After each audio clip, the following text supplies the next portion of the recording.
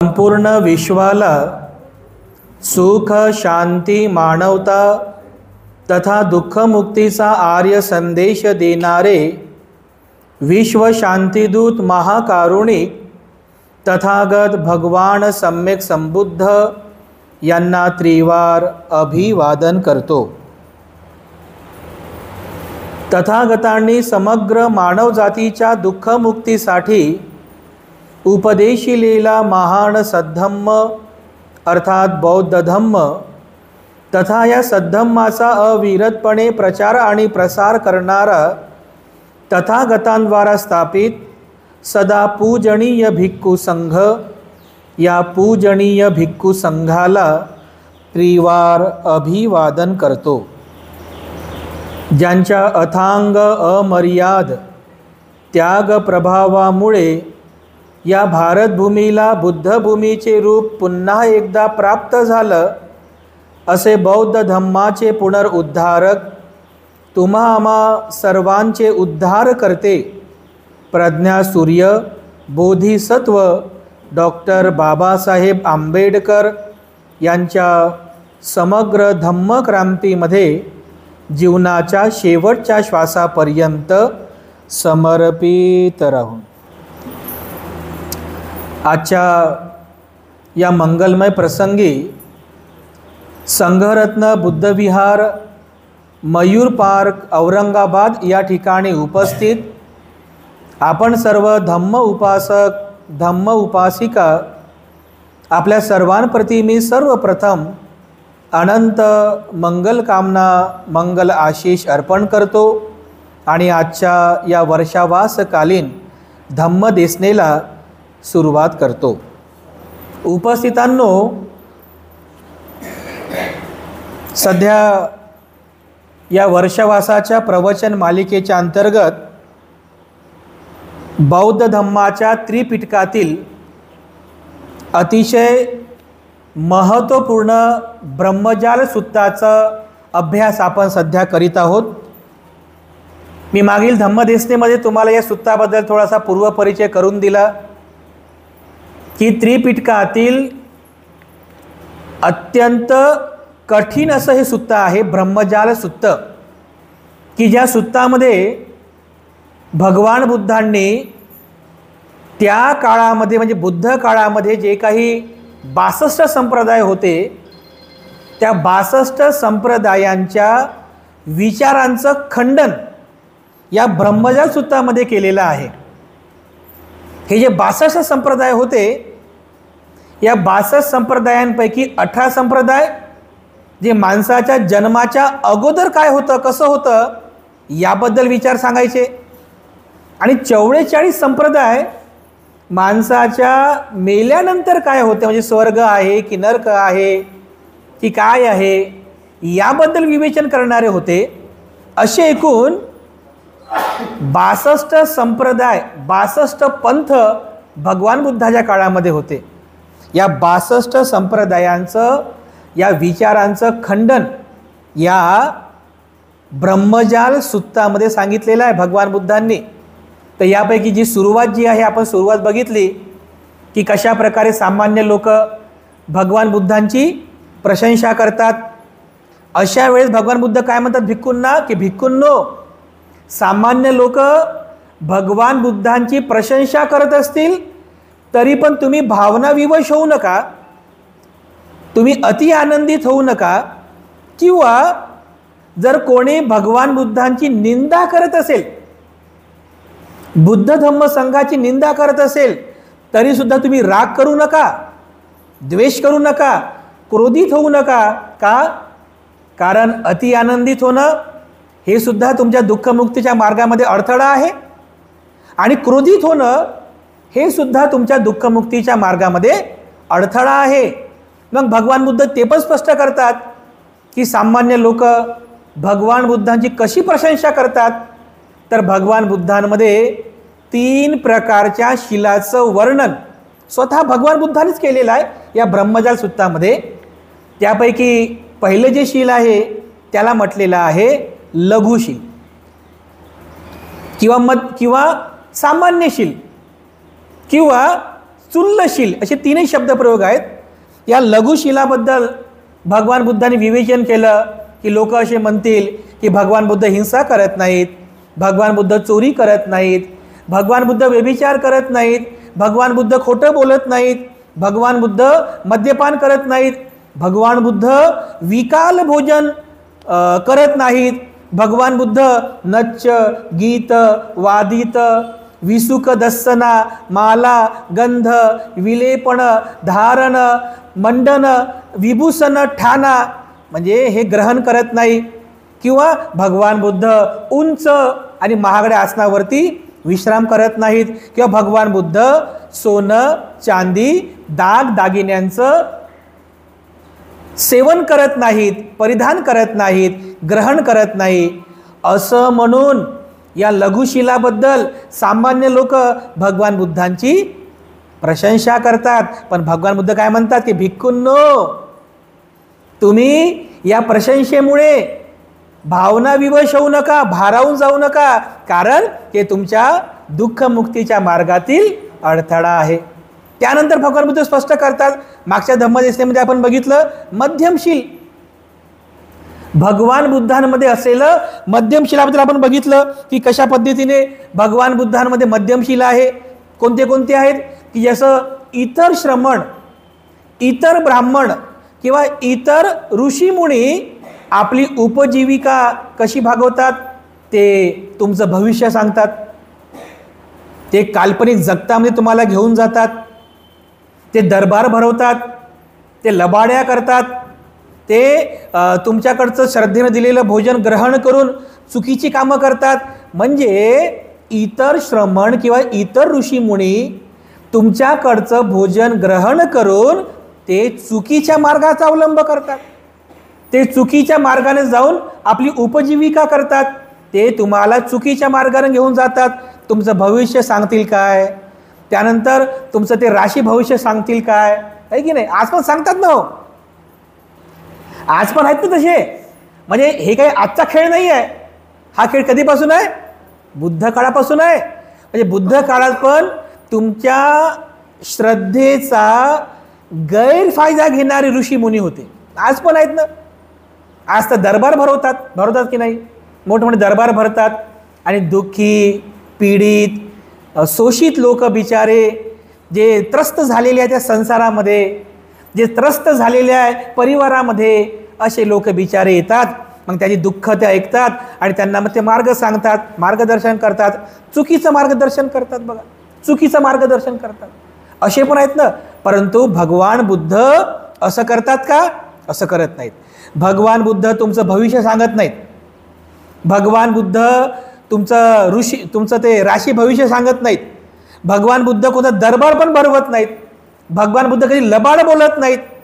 भगवान बुद्ध तुमच्या दिलेलं श्रद्धेचं भोजन करून कधी असं म्हणजे चुकीच्या मार्गाचा अवलंब करत नाही. कधी दासी दास स्त्री पुरुष सोनं चांदी यांचा व्यवहार करत नाहीत.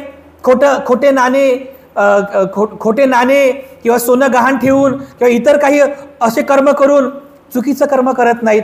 तर भगवान बुद्ध यापेक्षा अगदी वेगळे आहेत. भगवान बुद्ध म्हणून सामान्य लोक भगवान बुद्धांमध्ये हे जे मध्यमशील आहे या मध्यमशिलाची वाहवा करतात, स्तुती करतात, प्रशंसा करतात.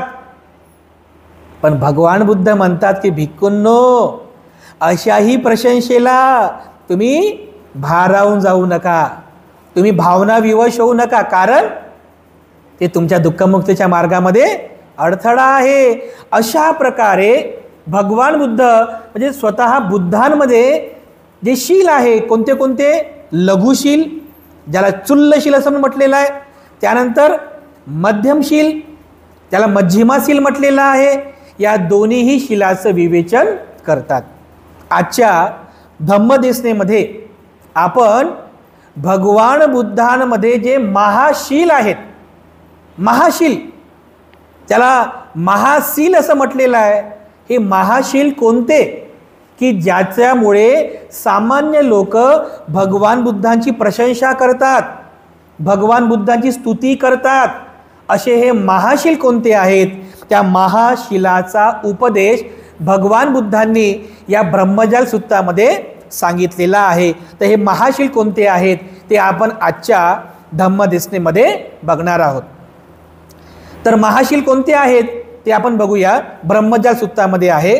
तर भगवान बुद्ध पुढे म्हणतात, ज्याप्रमाणे कित्येक श्रमण व ब्राह्मण श्रद्धेने दिलेली भोजन ग्रहण करून मिथ्या मार्गाने आपली उपजीविका करतात.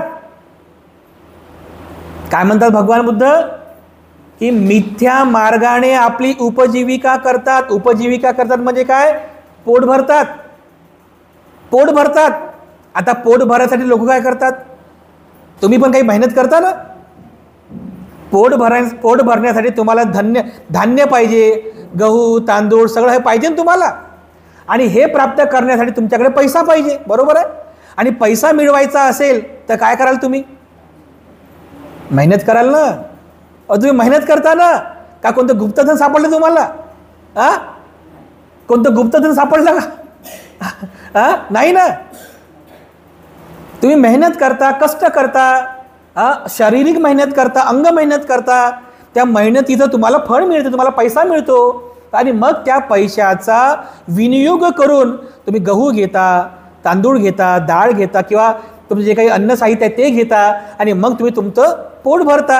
ही झाली तुमची उपजीविका. पण तुमच्या उपजीविकेचा मार्ग कोणता आहे? सम्यक मार्ग आहे ना. तुम्ही मेहनतीने श्रमाने पैसे कमवता ना. तुम्ही म्हणजे सम्यक मार्गाने धन कमवता.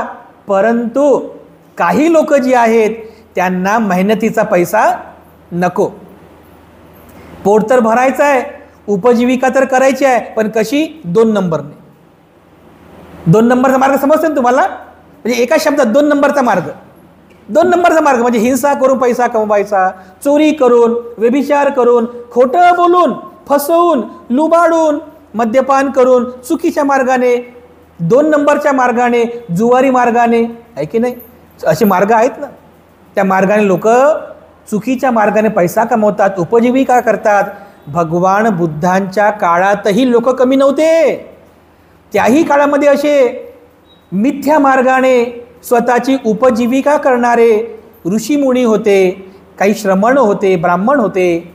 तर अशाबद्दल भगवान बुद्ध म्हणतात की ज्याप्रमाणे कित्येक श्रमण व ब्राह्मण श्रद्धेने दिलेली भोजन ग्रहण करून मिथ्या मार्गाने आपली उपजीविका करतात, परंतु श्रमण गौतम यापासून अलिप्त आहे आणि विशुद्धी जीवन जगत आहे.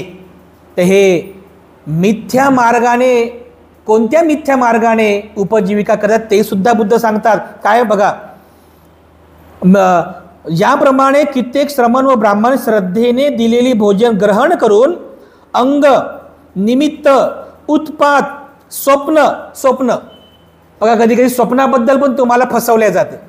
तुम्ही जर एखाद्याला सांगितलं ना मला असं असं अमकं ढमकं स्वप्न पडलं, तर त्या स्वप्नाबद्दल पण चुकीचं सांगतात, मिथ्या सांगतात तुम्हाला. नाही म्हणते सकाळचे स्वप्न खरे होतात. सकाळचे स्वप्न खरे होतात. एखाद्या स्वप्न आम्हाला पडाव गुप्तधनाचं, की सकाळी उठलो बाहेर आलं की काहीतरी गुप्तधन सापडलं, ते असे स्वप्न पडत नाही आम्हाला. आपल्याला स्वप्न पडतात आत्मा, पर भूत, चुडेल, भलते स्वप्न पडतात बघा. हे आहे की नाही? स्वप्नाबद्दल चुकीचा मिथ्या उपदेश करतात पोट भरासाठी. स्वप्न, लक्षण, एखादं लक्षण सांगून तुम्हाला फसवतात.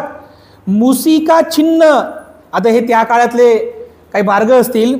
अग्निहोम बघा, आज पण लोक अग्निहोम करतात की नाही? अग्निहोम म्हणजे ते यज्ञ करतात. अग्निहोम, दर्वी होम, थूस, तांदूळ, तूप, तेल, बघा हे सगळे आजही करतात ना, आहे की नाही? करतात की नाही? तुम्ही असं जा किराणा दुकानात तांदूळ घ्या, विकत आणा, खा.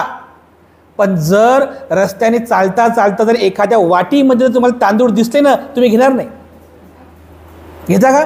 एखाद्या वाटीमध्ये तांदूळ आहेत ठेवलेले रस्त्याच्या बाजूला, तुम्ही काय म्हणता? अरे हे काहीतरी छुछूच केलेलं आहे बा, हे नको नको म्हणतात, आहे की नाही? डोक्यात भरलेलं आहे ते आपल्या. तांदूळ का असे ना, तांदूळ डाळ, डाळ ठेवलेली तरी घेत नाहीत लोक. आज स्मशानभूमीच्या बाहेर ठेवलेली असेल समजा, घेता का तुम्ही? नाही घेत ना. तुपाचा डब्बा ठेवलेला आहे, घेता का? नाही नाही, अरे ते तुपाचं तिकडे आहे म्हणतात, आहे की नाही. पण 500ची नोट पडली असेल तर बरोबर ठेवता खिशामध्ये, ते समजते बरोबर, आहे की नाही. बाकीचं नाही म्हणतात. हे मिथ्या जीविका. तांदूळ, तूप, तेल इत्यादीचे होम हवन करणे, मुख होम, लोहित होम, अंगविद्या, वास्तुविद्या. ह्या वास्तुविद्यांवर लोक फसवतात. म्हणजे तुम्ही जेव्हा घर बांधता तर असं घर पाहिजे, तसं घर पाहिजे, अमकं पाहिजे, ढमकं पाहिजे, ह्या दिशेला हे पाहिजे, हे वास्तुविद्या. ही वास्तुविद्या आहे. या वास्तुविद्येमुळे पण तुम्हाला लोक फसवतात.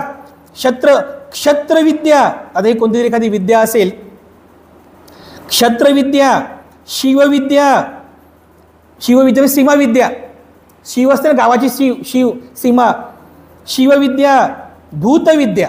बघा भूतविद्या पण त्या काळात आजही आहे. भूतविद्या म्हणजे काय? भूत, तुमच्या मागे भूत लागले म्हणतात. मग आणा, तांदूळ आणा, गहू आणा, 1 किलो तूप आणा, गाईचं तूप आणा, अमका आणा, ढमका आणा. थोडंसं टाकतात 10-20 ग्राम, बाकीचं घेऊन जातात घरी. हे भूतविद्या, भूरिविद्या, अहिविद्या, विषविद्या. त्यानंतर वृश्चिक विद्या. वृश्चिक म्हणजे काय? खेकडा, खेकडा. खेकडा, त्याला वृश्चिक म्हणतात. स्कॉर्पिओ हे एक राशीचं पण नाव आहे. वृश्चिक विद्या, मूषिक विद्या, मूषिक म्हणजे उंदीर. आता तुम्हाला माहीत, पण त्या काळामध्ये असेल हे विद्या समजा. खेकड्याला काहीतरी मारून किंवा काही करून त्याचे हातपाय तोडून काहीतरी शिकार करायचं असेल लोकांना फसवण्यासाठी. मूषिक विद्या, उंदराची काही विद्या असेल. आता उंदरा देव मानतात ना लोक आपले, आहे ना, सांगता येत नाही. मूषिक विद्या, सकुणी विद्या, काय नंतर वायस विद्या, पक्क ध्यान, शरपरित्राण, मृगचक्र इत्यादी मिथ्या मार्गाने आपली उपजीविका करण्यापासून श्रमण गौतम अलिप्त आहेत. बघा, अशा प्रकारे सर्वसामान्य मनुष्य तथागतांची प्रशंसा, म्हणजे हे त्या काळात, बुद्ध काळामध्ये ऋषी मुनी श्रमण आपली उपजीविका करण्यासाठी या सर्व मार्गाने तुमचं म्हणजे श्रद्धेचा गैरफायदा घेतात. तुम्हाला अंधश्रद्धाळू बनवतात. तुमच्या श्रद्धेचा गैरफायदा घेऊन तुम्हाला फसवून, तुमच्यासोबत लबाडी करून तुमच्याकडून तांदूळ, गहू, पैसा, धन, दौलत हे सगळं घेऊन स्वतःची उपजीविका करतात, स्वतःचं पोट भरतात. परंतु श्रमण गौतम या मार्गापासून अलिप्त आहे. अशा प्रकारे सर्वसामान्य मनुष्य तथागतांची प्रशंसा करतात. पण लगेच बुद्ध म्हणतात की भिक्खूंनो, अशा प्रशंसेला तुम्ही भारावून जाऊ नका, कारण ते तुमच्या दुःखमुक्तीच्या मार्गातील अडथळा आहे. त्यानंतर भगवान बुद्ध पुढे म्हणतात, ज्याप्रमाणे कित्येक श्रमण व ब्राह्मण श्रद्धेने दिलेली भोजन ग्रहण करून खोटी लक्षणं सांगून खोट्या मार्गाने आपली उपजीविका करतात.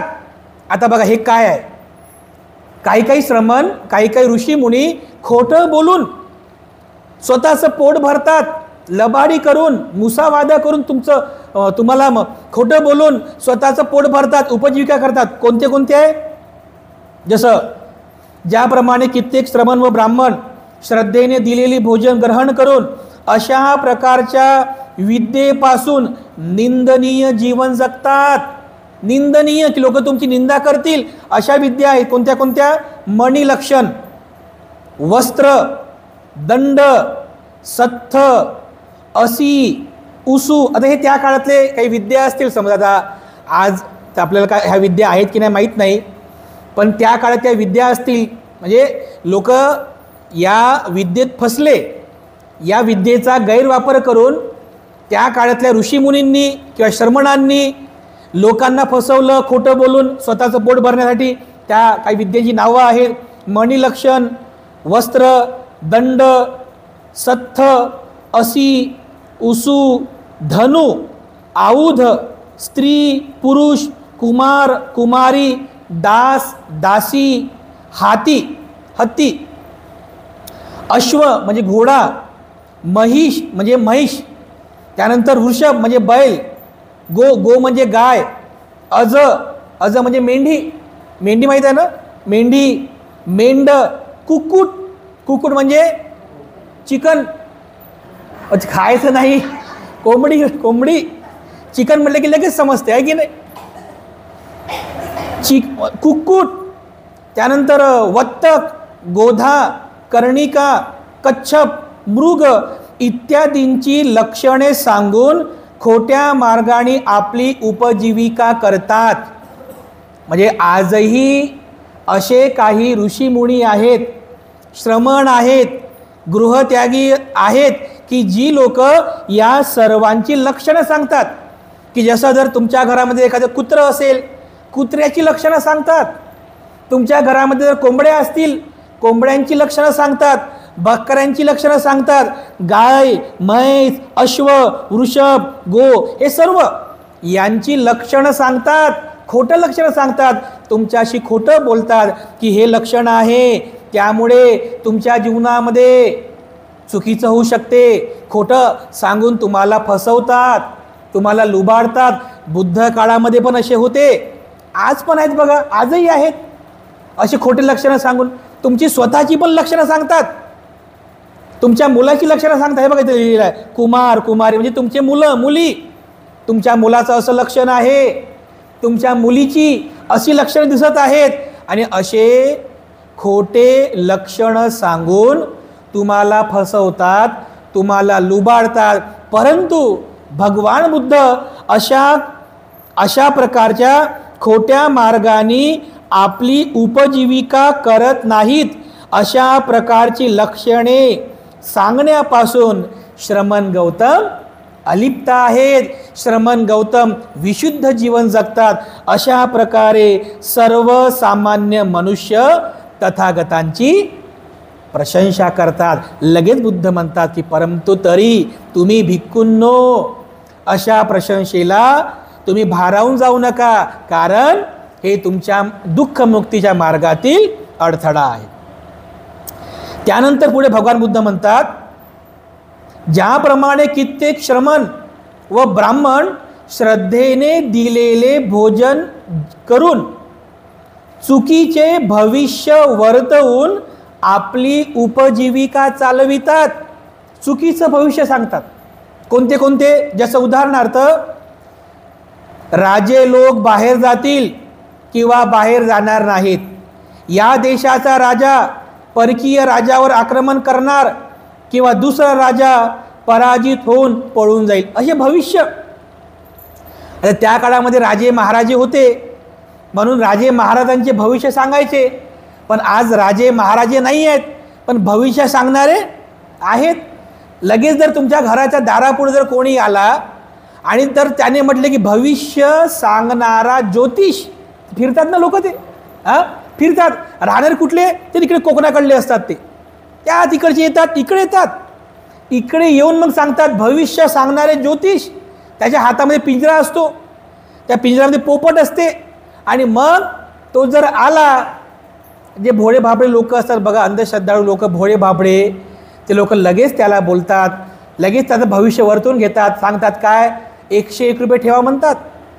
मग तो पोपट बाहेर येतो, तो पोपट त्याच्यातून एक कागद बाहेर काढतो, आणि ज्या कागदातलं भविष्य तो तुम्हाला सांगतो बघा, हा सासूसोबत तुमचं पटत नाही, पोरगा हाताच्या बाहेर गेला, मुलगी नवऱ्यासोबत भांडून घरी आलेली आहे, ग्रह नक्षत्रे बिघडलेली आहे, अमकं ढमकं सांगतो की नाही, असं सगळं सांगतो ना तो. लगेच म्हणते, हा तुमच्यावर एकदा जीव घेणा हल्ला झालेला आहे, मरता मरता तुम्ही वाचलेली आहे, खरं की खोटं? खरंच म्हणतात ना. हे भविष्य, असं खोटं भविष्य सांगून तुमच्या श्रद्धेचा गैरफायदा घेतात. बुद्ध काळात पण असे होते लोक, होते बघा. जसं आता दुसरा राजा पराजित होऊन पळून जाईल, किंवा परकीय राजे येथील राजावर आक्रमण करतील, किंवा येथील राजा पराजित होऊन पळून जाईल, येथील राजाचा विजय होईल किंवा परकीय राजाचा पराभव होईल, परकीय राजाचा जय होईल किंवा राजाचा पराजय होईल. अशा प्रकारे म्हणजे त्या काळात सुद्धा राजा महाराजांचे भविष्य सांगणारे लोक होते. आणि राजे महाराजे काय करायचे, असं आहे का, अच्छा माझा पराजय होईल का, अच्छा माझा विजय होईल का, असं म्हणून त्यांनी सांगितलेल्या भविष्यावरती विश्वास ठेवायचे. आणि मग राजे लोक त्याला सोनं चांदी जे काही असेल ते त्याला तांदूळ गहू ते सगळे द्यायचे. आणि असं खोट्या मार्गाने भविष्य सांगून ते लोक आपली उपजीविका करत असत. परंतु भगवान बुद्ध असं कोणतंही तुमचं भविष्य सांगत नाहीत. बुद्धानं कधी असा दावा केला नाही की मी तुमचं भविष्य सांगतो, की तुमच्या भविष्यामध्ये असं होईल किंवा असं होणार नाही, तुमच्या भविष्यामध्ये तुम्ही दुःखी होणार किंवा दुःखी होणार नाही, भविष्यामध्ये तुमच्यासोबत अशी अनहोनी घडेल किंवा घडणार नाही. अशा प्रकारे भगवान बुद्ध कधीही खोटं लबाड सांगून तुम्हाला फसवत नाहीत, तुम्हाला लुबाडत नाहीत. कारण भगवान बुद्ध अशा निकृष्ट विद्यांपासून श्रमण गौतम अलिप्त आहेत. आणि म्हणून श्रमण गौतम विशुद्ध जीवन जगतात. बघा अशा प्रकारे सर्वसामान्य मनुष्य तथागतांची प्रशंसा करतात. लगेच बुद्ध म्हणतात तर भिक्खूंनो, अशा प्रशंसेला तुम्ही भारावून जाऊ नका. कारण तुम्ही असे जर भारावून गेले तर ते तुमच्या दुःखमुक्तीच्या मार्गातील अडथळा असेल. त्यानंतर पुढे आणखी बुद्ध म्हणतात, ज्याप्रमाणे कित्येक श्रमण व ब्राह्मण श्रद्धेने दिलेली भोजन करून विविध प्रकारची खोटी भाकिते करून आपली उपजीविका चालवितात. भाकिते करणे म्हणजे भाकीत करणे म्हणजे काय, भविष्य सांगतात पण एखादं भाकीत करतात की असं होऊ शकते, हे तसं होऊ शकते. कोणती कोणती भाकिते आहेत, बुद्ध काळामध्ये पण भाकिते सांगणारे होते. जसं उदाहरणार्थ चंद्रग्रहण, सूर्यग्रहण अथवा नक्षत्रग्रहण होईल, आहे की नाही. आज पण सांगतात ना, चंद्रग्रहण लागलं की ज्या चंद्रग्रहणाबद्दल भाकिते सांगतात, सूर्यग्रहण लागलं त्या सूर्यग्रहणाबद्दल भाकिते सांगतात. नक्षत्रग्रहण, किती नक्षत्र आहेत माहीत नाही, काहीतरी 27 काहीतरी नक्षत्र आहेत वाटते, आम्हाला काय माहीत नाही, आम्ही काही आहे की नाही. 27 नक्षत्र आहेत. सूर्यग्रहण, चंद्रग्रहण, नक्षत्रग्रहण सांगतात की सूर्यग्रहण लागलं की हे काम करू नका, चंद्रग्रहण लागलं की हे काम करू नका. आता बघा मागच्या काय पौर्णिमेला ते कोणतं ते ग्रहण लागलं, चंद्राचं ग्रहण लागलं, तर आमच्या एका उपासिकेने फोन केला, भंतेजी म्हणे उद्या तर काय चंद्रग्रहण आहे म्हणे, चंद्रग्रहण आहे म्हणे. तर चंद्रग्रहण आहे तर गर्भवती आईनं म्हणे बाहेर जायचं की नाही. आता त्या चंद्रग्रहणाचा आणि त्या ते जी गर्भवती आहे स्त्री, तिचा काय संबंध, तिचा काय संबंध असते बघा. असं खरं खरं सांगतो तुम्हाला, कदाचित तुमच्याही नातेगोत्यामध्ये असतील बघा कोणी असं ग्रहण लागलं तर त्या स्त्रीनं बाहेर जाऊ नये. आता त्या ग्रहणाचा आणि त्या स्त्रीचा, त्या गर्भातील बाळाचा काय संबंध आहे. ही फक्त एक भौगोलिक घटना आहे, पण लोक विश्वास ठेवतात ना, लोक विश्वास ठेवतात.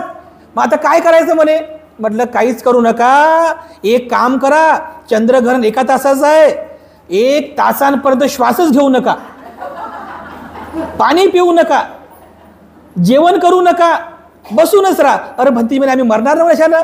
बरोबर आहे, मेले तर मेले, मेले तर मेले म्हणलं, पण श्वास घेऊ नका. न असं आहे बघा. हे म्हणे बरं आहे म्हणे, काय बरं आहे ते म्हणली, बरं ठीक आहे म्हणे करतो म्हणे आम्ही. म्हणलं काय करता तुम्ही, हे असं खोटं नाटक सांगून लोकांना फसवायचे काम आपण नाही करत म्हटलं. कारण बुद्धानं कधी असं खोटं सांगितलं नाही की चंद्रग्रहण कुठं गेलं, चंद्रग्रहण, सूर्यग्रहण अथवा नक्षत्रग्रहण होईल. पुढे चंद्र सूर्य अमुक वेळेला सरळ मार्गाने जातील अथवा उलट मार्गाने जातील, नक्षत्र अमुक वेळी सरळ मार्गाने जातील, अमुक वेळी उलट मार्गाने जातील, उल्कापात होईल, दिशा दाह होईल, भूकंप होईल. भूकंपाचं सुद्धा भाकीत सांगतात. भूकंप, आता असे जर कोणी भाकीत सांगणारे आहे त्यांच्या तिकडे जाऊ जपानला, तिकडे नेहमी भूकंप होत राहतात, तिकडे जपानला जायला पाहिजे ना. त्या तिकडे थायलंडला किंवा ते सिंगापूर साईडला तिकडे नेहमी भूकंप होत राहतात, तिकडे जात नाहीत, इकडे सांगतात भारतामध्ये. कारण त्यांना माहीत आहे भारतातली लोक फसतात पटकन, बाकीचे नाही सांगत. बाकी ठिकाणी नाही, इकडचेच लोक फसतात लवकर. भूकंप होईल, कोरडे ढग गरजतील, जमिनीतून पाणी, आता हे पाणी शोधणार आहेत की नाही, पाणी शोधणारे लोक पण आहेत. आता काय खरंच ते विद्या आहे की नाही मला माहीत असेल म्हणतात ते. नारळ घेतात, त्या नारळ एका माणसाला बसवतात, दुसरा माणूस ते नारळ असं फिरवतो, इकडचा नारळ फिरला की तो माणूस पण फिरतो म्हणतात. मग आता काय माहीत नाही खरं की खोटं, असेल ही खरं काय माहीत नाही. लोक ठेवतात विश्वास. भूकंप होईल, कोरडे ढग गरजतील, अमुक वेळी सूर्य चंद्र नक्षत्राचा उदय होईल, अमुक वेळी अस्त होईल, अमुक वेळी नष्ट होईल. ते अनिष्ट आहे, ते इष्ट आहे. चंद्र सूर्य व नक्षत्रे यांच्या ग्रहणाची फळे अमुक अमुक आहेत. हे असे लोक टी व्हीवर आहेत बघा. म्हणजे तुम्ही टी व्ही सुरू करते, कोणतं चॅनल आहे, आस्था चॅनल ना, आस्था चॅनल तुम्ही सकाळी सुरू करा 7 वाजता. तर तो एक कोणता तरी महाराज, त्याचं नाव मला आठवत नाही, तो महाराज म्हणतो की आपकी ग्रह दिशा खराब हो गई है, आपका चंद्र ग्रहण सूर्य सांगितलं नाही से, नक्षत्र खराब हो गया, आपका राहु केतु खराब हो गया, आपका मंगल खराब हो गया, तो आपकी ग्रह दिशा बिगड़ गई है. अगर आपको आपके घर में सुख शांति लाना है तो हमारे पास एक यंत्र है. त्याच्याकडे यंत्र आहे बघा, यंत्र आहे, त्याला हनुमान चालीसा म्हणतात. हमारे पास यंत्र है, अगर इस यंत्र को आप आपके घर के पूरब दिशा में रखोगे तो आपकी ग्रह दिशा सब अच्छी हो जाएंगी, सारे दुख दर्द दूर हो जाएंगे. अगर ये यंत्र मंगाना है तो नीचे दिए स्क्रीन के ऊपर दिए गए नंबर पर होम डिलिव्हरी. अरे माणसाच्या सुखाची होम डिलिव्हरी होते आजकाल, माणसाच्या सुखाची होम डिलिव्हरी. बरं एखादा अडाणी माणूस करत असेल तर ठीक आहे, शिकलेले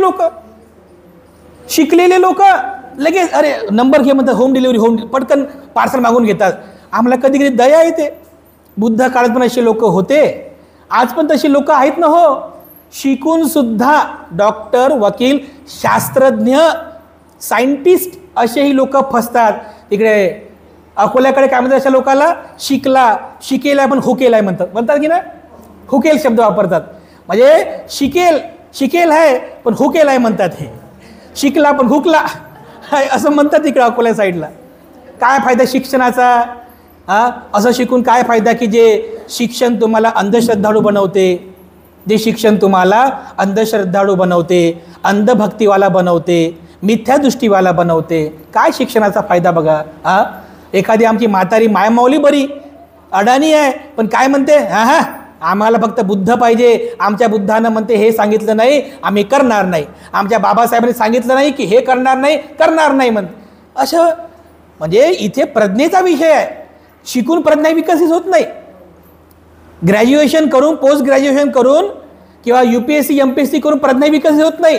प्रज्ञा विकसित होते फक्त बुद्ध विहारामध्येच. प्रज्ञा विजडम विकसित होते फक्त बुद्ध धम्मामध्येच. पण प्रज्ञाहीन झाले लोकांची संख्या जास्त आहे बघा. तर इथे असं सांगितलेलं आहे की उल्कापात, दिशादाह, भूमिचलन, म्हणजे भूमी म्हणजे पृथ्वी चालते हे पण, भूमिचलन, त्यानंतर गर्जना यांची फळे अमुक अमुक आहेत अशी खोटी भाकिते करून आपली उपजीविका चालवतात. परंतु श्रमण गौतम अशा प्रकारच्या हीन विद्यांपासून अलिप्त आहे. म्हणून श्रमण गौतम विशुद्ध जीवन जगतात. अशा प्रकारे सर्वसामान्य मनुष्य तथागतांची प्रशंसा करतात.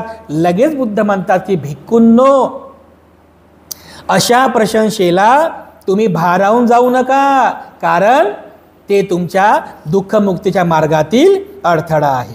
त्यानंतर पुढे भगवान बुद्ध म्हणतात, ज्याप्रमाणे कित्येक श्रमण व ब्राह्मण श्रद्धेने दिलेली भोजन ग्रहण करून अशा प्रकारच्या हीन विद्येने आपली उपजीविका चालवितात. हीन विद्या म्हणजे अशा काही विद्या की ज्या विद्येचा म्हणजे गैरवापर करून लोक तुम्हाला पुन्हा पुन्हा फसवतात, खोटं बोलतात. कोणत्या कोणत्या हीन विद्या आहेत? जसं ते म्हणतात की चांगला पाऊस होईल. बघा, हे चांगला पाऊस होईल. अरे चांगला पाऊस काय, एवढा पाऊस झाला, चांगली पिकं सुद्धा नष्ट झाली ना हो. आताचा पाऊस जेव्हा पाऊस पडायला पाहिजे तेव्हा पाऊस पडत नाही. चांगली पिकं, आता चांगली पिकं हसत आहेत, मस्त छान झाली पिकं, आता पाऊस पडतो, चांगली पिकं सुद्धा बघा वाया गेली. शेतकऱ्यांचं किती नुकसान झालं. तर असे भविष्य सांगतात, चांगला पाऊस होईल किंवा पाऊस होणार नाही. अकाल पडेल, अकाल म्हणजे दुष्काळ, अकाल पडेल किंवा दुर्भिक्ष होईल, क्षेम होईल किंवा भव प्राप्त होईल, रोगराई पसरेल किंवा आरोग्य होईल, असे सांगून आज पण असे लोक आहेत पाऊस पाडणारे. पैशाचा पाऊस पाडणारे सुद्धा लोक आहेत. आता 2-4 दिवसापूर्वी मी बातमीवाली लोकमतमध्ये पैशाचा पाऊस पाडायचं म्हणून कुठला तरी एखाद्या जालनाकडचा कोण आला माणूस, त्याने एका माणसाला फसवलं आणि लहान मुलीचा बळी द्यायचा म्हणून त्या लहान मुलीला किडनॅप केलं. बघा तुम्ही, 2-4 दिवसापूर्वीची गोष्ट आहे. किती लोक आहेत बघा. पैशाचा पाऊस, अरे कुठून पडणार आहे पैशाचा पाऊस?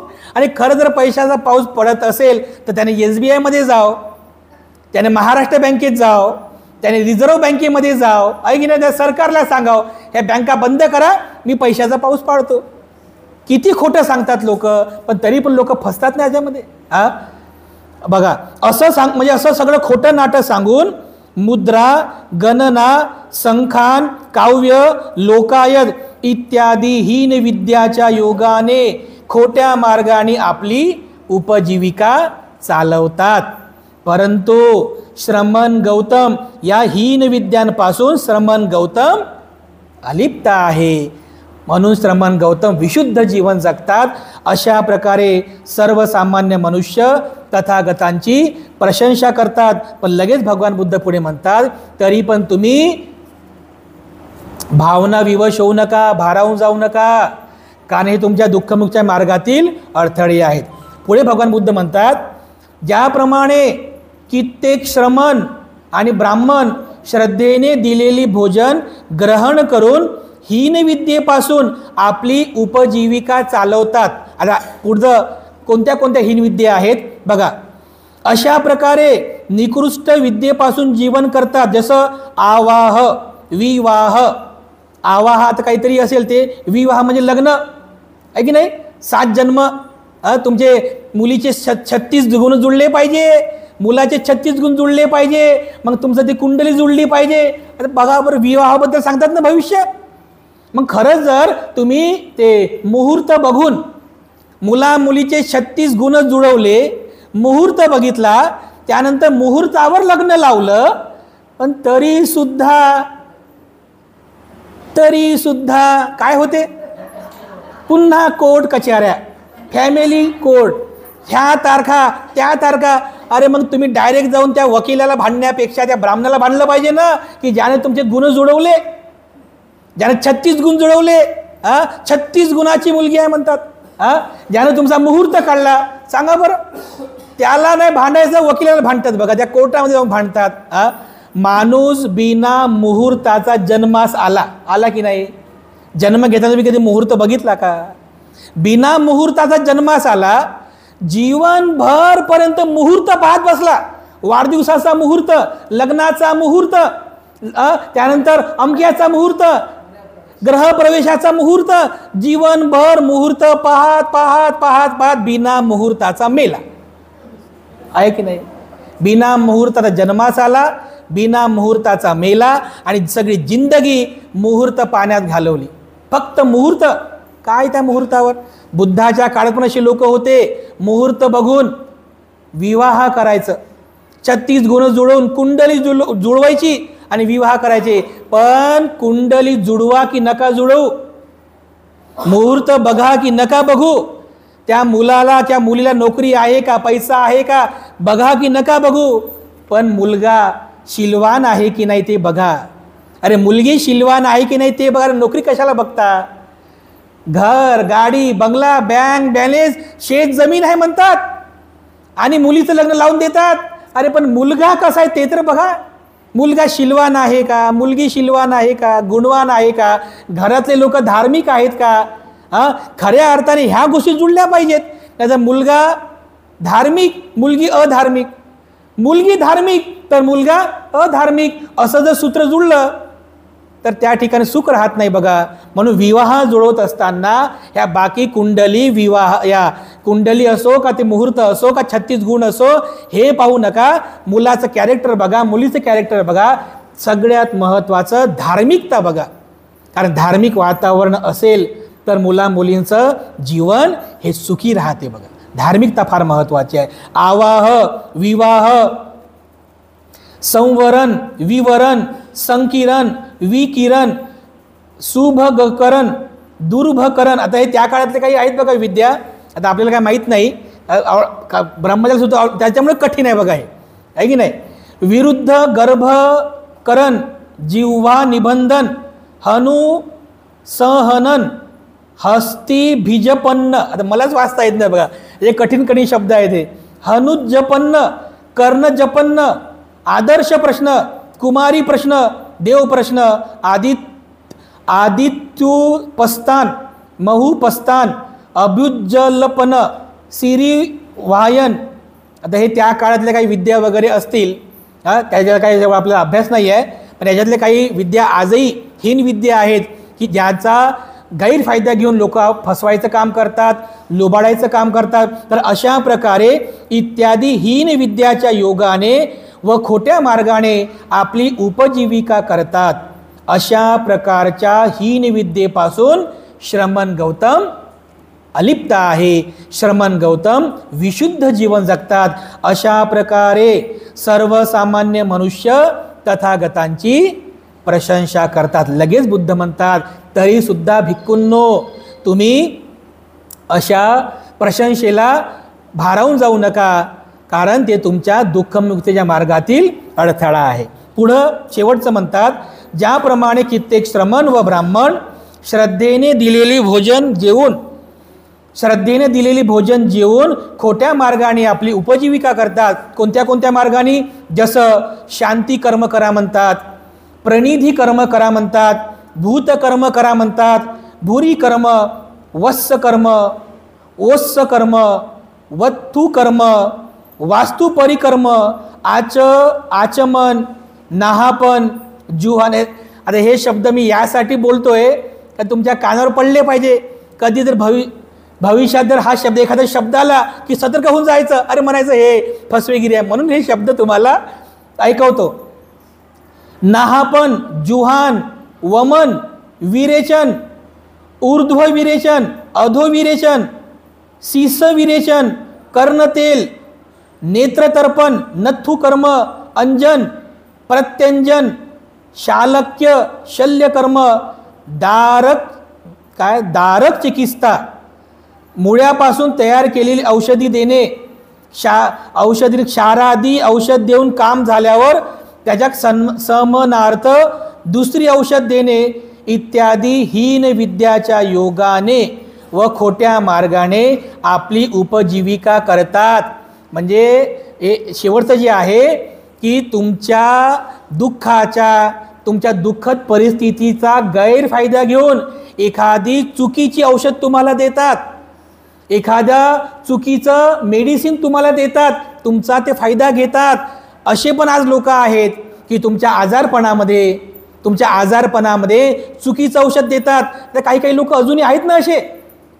जर तुम्हाला असं कोणी म्हटलं समजा तुमची तब्येत खराब आहे, तुमचं अंग दुखत आहे, नेहमी तुम्हाला ताप येत आहे, पण जर तुम्हाला जर असं कोणी म्हटलं की तुझ्या मागं कोणीतरी छुछू केलेलं आहे, हे डॉक्टरच्या सल्ल्यानं होत नाही, डॉक्टरच्या मेडिसिननं होत नाही, अमक्याच्या ढमक्या ठिकाणी एक बाबा राहते, त्या बाबाकडे जा, तो तुला चांगली औषध देईल.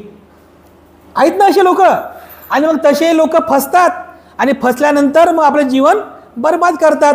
एक आमच्या त्या नागपूर भंडारा साईडला आमच्या एक ताई होत्या अशा. त्या ताईच्या जीवनामध्ये अशा घटना घडल्या कंटिन्यू.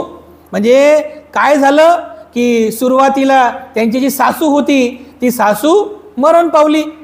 1 महिन्यानंतर सासरे जे होते ते सासरे त्यांना लकवा मारला, ते खट्यावर पडले. त्यानंतर नवरा जो आहे 1 महिन्यानंतर नवऱ्याचा ॲक्सिडेंट झाला, त्याचा हात तुटला. 1 महिन्यानंतर तिचा जो मुलगा आहे तो 10वी मध्ये चांगल्या मार्काने नापास झाला. 1 महिन्यानंतर तिची जी मोठी मुलगी आहे ती भांडणं करून घरी आली. 1 महिन्यानंतर शेतामध्ये कोल्ह्यानं शेतातली बकरी खाल्ली. 1 महिन्यानंतर शेतातली गाय मेली. 1 महिन्यानंतर एक बैल पण मेला. अशा प्रकारे करता महिनाभर म्हणजे वर्षभर दर महिन्याला अशा घटना घडत गेल्या. हिची तब्येत खराब झाली, आजारी पडली. हिला कोणतरी सांगितलं, बाई म्हणे वर्षभर तुझ्या जीवनात दुःख आहे म्हणे, कोणीतरी तुझ्या मागं असं छूछू केलेलं आहे म्हणे. अमक्या महाराजाकडे जा म्हणे, तो तुला बरं करेल. तर ती ताई त्या महाराजाकडे गेली. ते कोणता एक महाराज आहे त्या भंडारा साईडला, ते म्हणे तुझ्या मागं कोणतरी जादूटोना केला, एक काम कर म्हणे, 2 महिन्यांपर्यंत म्हणे उपास कर म्हणे. कसा? तर ते दगडावर, ते आपण आता जरी मिक्सर आले ते दगडावर मसाला वाटतात ना, पाटावर मसाला वाटून झाल्यानंतर त्याचं जे शेवटचं धुवायचं जे पाणी आहे, मसाल्याचं पाणी, ते मसाल्याचं पाणी आणि अर्धी कोर भाकर खायची, तेवढंच खायचं. मग 2 महिने बिचारी फसली. हे जसे लोक बिचारी फसली. 2 महिन्यांपर्यंत काय करायची? मसाला वाटायचा, शेवटचं पाणी असते मसाल्याचं, ते पाणी आणि अर्धी कोर भाकरच खायची. बघा, दिवसातून एकच वेळ. महिनाभर तिनं केलं, अशी सुकून गेली बिचारी, अशी सुकून गेली. आम्ही घरी गेलो. ताई म्हटलं काय झालं तुम्हाला? आता मागे दिवाळीला आम्ही आलो होतो तर चांगल्या होत्या, हे काय झालं? काय नाही, भंतेजी म्हणे उपास धरले आहेत म्हणे. तिची पोरगी म्हणे भंतेजी म्हणे खोटं बोलते म्हणे माझी माय. हे म्हणे ते एखाद्या कोणत्या महाराजाच्या नादी लागली म्हणे आणि मसाल्याचं पाण्याने एकच कोर खाते म्हणे. बघा, सांगा म्हणे हिला. अरे म्हटलं ताई असं करू नका ना. तिला आम्ही समजावून सांगितलं, खूप समजावून सांगितलं, आणि नंतर समजावून सांगून एका धम्म परिषदेला पाठवलं. तिकडे जाय, धम्म परिषद आहे. मग ताई म्हणायची तिकडे शिबिराला जा. असं करता करता तिला थोडं चांगलं केलं आणि मग तिला त्या वर्ध्याला एक शिबिर, विपश्यना शिबिर सेंटर आहे, त्याला 10 दिवसासाठी शिबिराला पाठवून दिलं. चांगलं ताई शिबिर करून या. शिबिर करून आल्याबरोबर त्या घरात जे काही ते होतं ते सगळं फेकून दिलं. फोन केला, भंतीजी म्हणे खूप खूप धन्यवाद म्हणे, तुमच्यामुळे मी वाचले म्हणे, नाहीतर त्याच्या नादी लागले होते म्हणे, मी मरणारच होते म्हणे, तुमच्यामुळे वाचले म्हणे. आता बुद्धाशिवाय मी दुसरं काहीच करत नाही म्हणे, आपले बुद्धच चांगले आहे म्हणे. बघा, म्हणजे असं बघा, म्हणजे खोटं सांगून लोकांना फसवणारे लोकसुद्धा आहेत. म्हणून आपण सावध राहून, प्रज्ञावान होऊन, जागृतपूर्वक आपण जीवन जगायला पाहिजे. तर या ठिकाणी सांगितलेलं आहे बघा, काही हीन विद्या आहे. या सगळ्या हीन विद्येच्या मार्गाने श्रमण गौतम कधीही जात नाहीत. श्रमण गौतम या खोट्या मार्गाने आपली उपजीविका करत नाहीत. अशा पद्धतीने श्रमण गौतम विशुद्ध जीवन जगतात. अशा प्रकारे सामान्य लोक म्हणजे प्रशंसा करतात, पण तरी बुद्ध म्हणतात तरीसुद्धा तुम्ही अशा प्रशंसेला भारावून जाऊ नका. अशा प्रकारे तथागतांची अशी स्तुती करणारा एखादा सामान्य मनुष्य म्हणेल, परंतु भिक्खूंनो, ते क्षुल्लक बाबी संबोधने असेल, अल्प असेल, केवळ प्रशंसनीय असेल, त्याला तुम्ही भारावून जाऊ नका. तर अशा प्रकारे भगवान बुद्धांनी आपल्या म्हणजे बुद्धांमध्ये असणारे जे काही महाशील आहेत, या महाशिलाचा उपदेश केला. आणि या महाशिलाबद्दल जर कोणी प्रशंसा करत असेल तर त्याला भारावून न जाता आपण तटस्थ राहावं. अशा प्रकारे भगवान बुद्धांनी महाशिलाबद्दल उपदेश केलेला आहे. तर अशा प्रकारे ब्रह्मजाल सूत्रामधील लघुशील, मध्यमशील आणि महाशील कोणते आहेत ते आपण आतापर्यंत बघितलेलं आहे. याच्यानंतरचा पुढचा जो भाग आहे 62 संप्रदाय कोणते कोणते आहेत आणि त्या 62 संप्रदायाचं खंडन भगवान बुद्धांनी कसं केलं ते आपण पुढच्या धम्मदेशनेमध्ये बघूया. तर आजच्या धम्मदेशनेमध्ये सरते शेवटी आपल्या सर्वांप्रती पुनश्च एकदा मंगलकामना अर्पण करून आजची धम्मदेशना या ठिकाणी समाप्त करतो.